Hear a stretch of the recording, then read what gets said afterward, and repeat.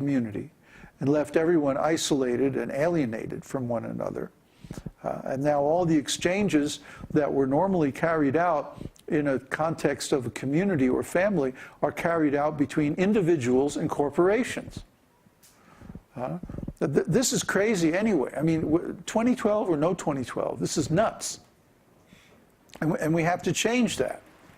And it looks like, you know, it's going to have to change because the corporations are failing, the currencies are failing, the bonds are failing, the leveraged securities are failing, the insurance companies that insured them are failing. You know, the whole world, the whole financial system is completely bankrupt. And then they're auditing the gold reserves in Canada, and there seems to be several tons of it missing. Well, isn't that strange? So there's this huge ripoff going on, where a few people are trying to concentrate all the wealth. I mean, it's something like 95% of the world's property is now owned by something like 200 people and their corporate extensions. So this is another nutty thing. This is a crazy thing, and it's what happens just before the fall and breakup of a civilization. Because it's not a good thing to have so much wealth and power in the hands of just a few people. A strong culture is a decentralized culture, and the Vedic sages knew that well. So they set everything up so that the wealth was decentralized, the power was decentralized. Everybody had, or not everybody, but every family or every village was a complete, self-reliant, self-replicating unit. And we have to recreate that self-reliance, take back our power and our wealth from the corporations that have just vacuumed it up and put it in the hands of a very few people.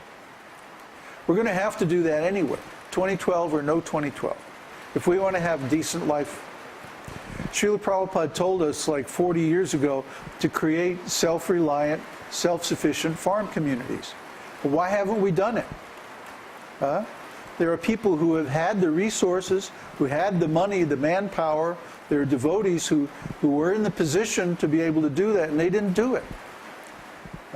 So we're forced to stand up and say, okay, we're going to do it.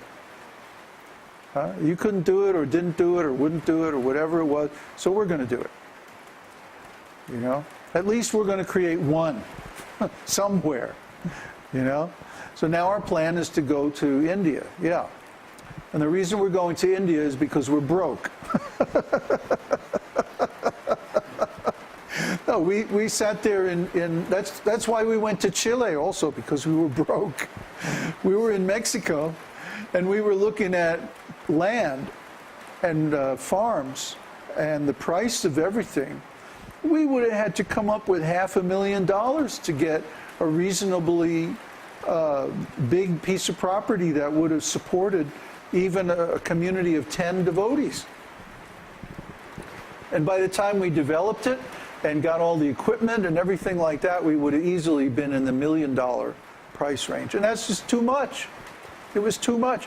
We tried trading stocks and this and that to get the money together, and it just wasn't happening. Krishna didn't want it. So we said, okay, we'll go someplace where land is cheaper. So we went to Chile. And here we are in Chile, and the land is beautiful.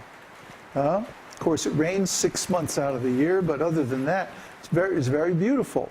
There's enough water here, it's fertile, volcanic soil, all like that.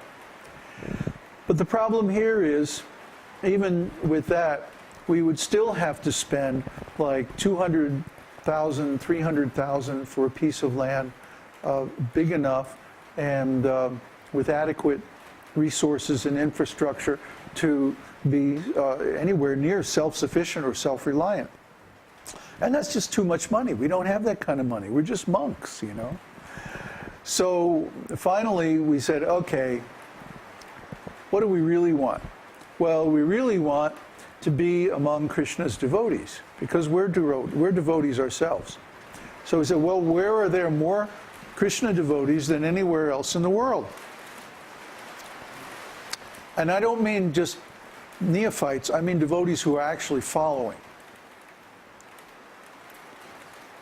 Krishna has a tendency to give devotees, pretentious devotees, a hard time.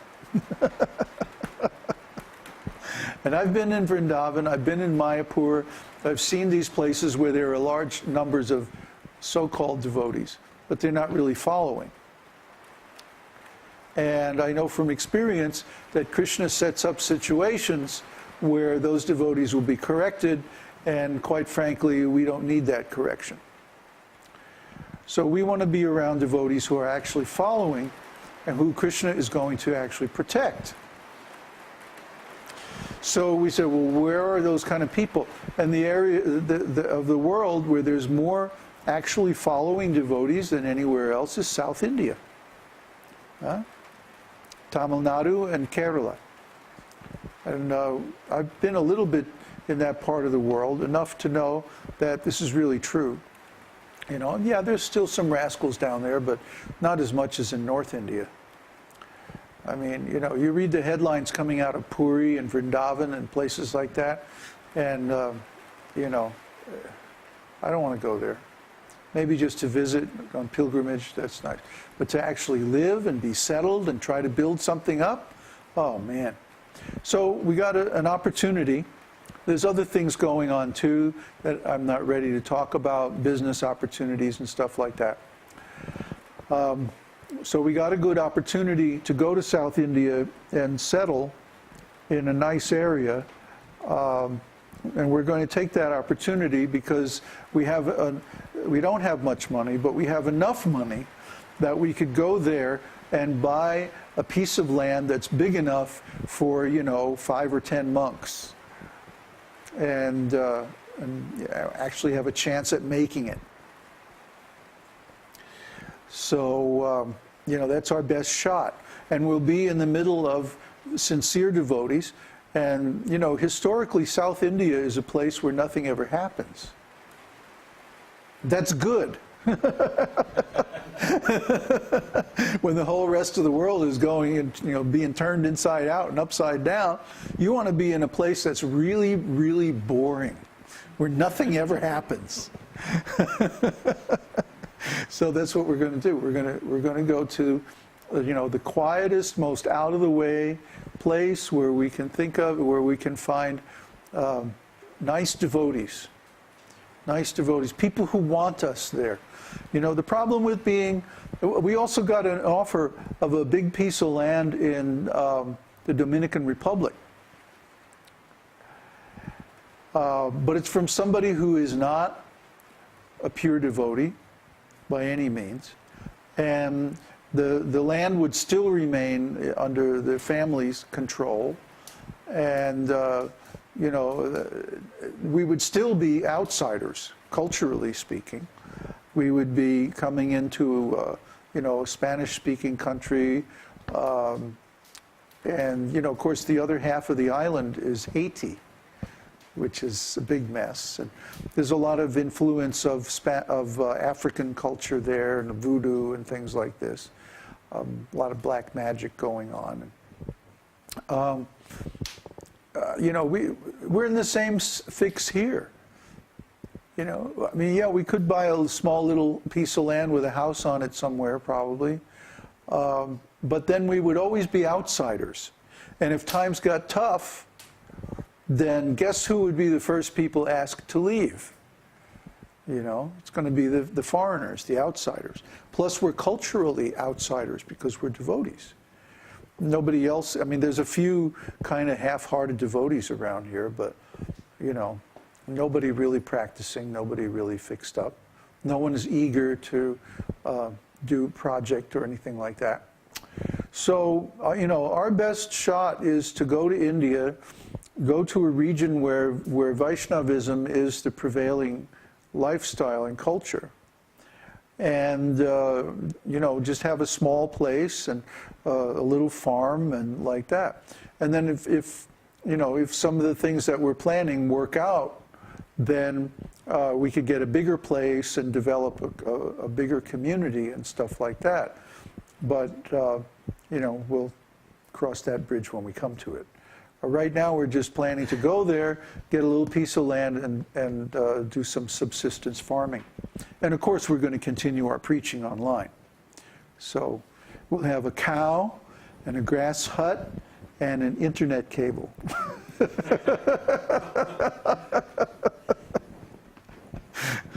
Okay? There's more. There's more. Oh, they're getting warmed up now. Okay. Question from Shastri. Hare Krishna Babaji. I have asked Krishna so many times to help me follow the regulative principles, but still I have a problem following the principle of illicit sex. Is this normal that after many years I still have this problem? I feel that I am in a vicious circle, desiring to following nicely for a couple of weeks, and then sinning, lamenting, and then desiring to follow again.